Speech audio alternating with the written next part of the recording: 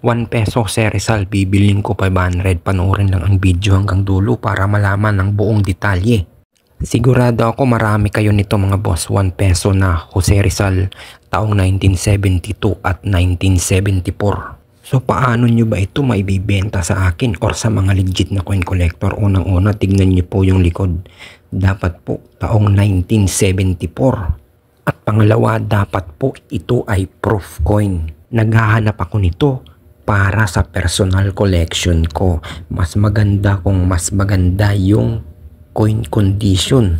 Paalala lang po mga kabarya, wag na wag nyo pong lilinisin ang barya na hawak nyo. Baka kasi ito ay isang hard to find coin, tapos nilinis nyo, naku, mawawalan po yan ng halaga. Or bababa yung collector's value niya kasi mawawala yung natural tone niya.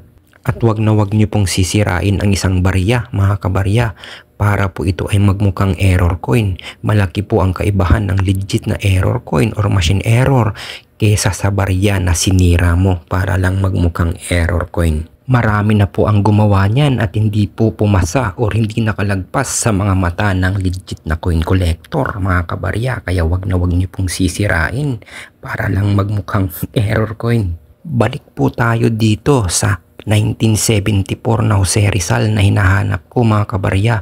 Unang-una po dapat ito ay 1974 at pangalawa dapat po ito ay proof coin.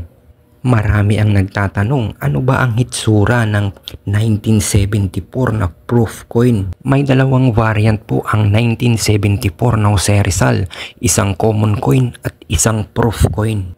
Ang common coin po sa baba ay ginawa para sa pang-araw-araw na gamit noong araw mga kabarya, at ang proof coin naman sa taas, ito po yung ginawa para sa mga coin collector or gustong mag-collect ng baryang ito mga kabarya. So ano po ang hitsura ng proof coin? Ito yun. Ang hitsura po ng proof coin ay para siyang salamin. Sobrang kintab niya at para po siyang salamin. Pwede ka pong manalamin sa sobrang kintab. At ito naman ang itsura ng common coin mga kabarya. Itong hawak ko. Ito po ang common coin na 1974. Hindi po ito binibili ng mga coin collector.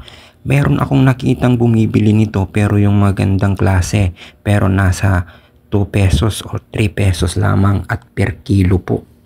So kaalaman lang po, sana po nakashare ako sa inyo mga kabarya kung ano yung proof coin at yung common coin na 1974 na Jose Rizal, yung binibili at hindi binibili ng mga legit na coin collector.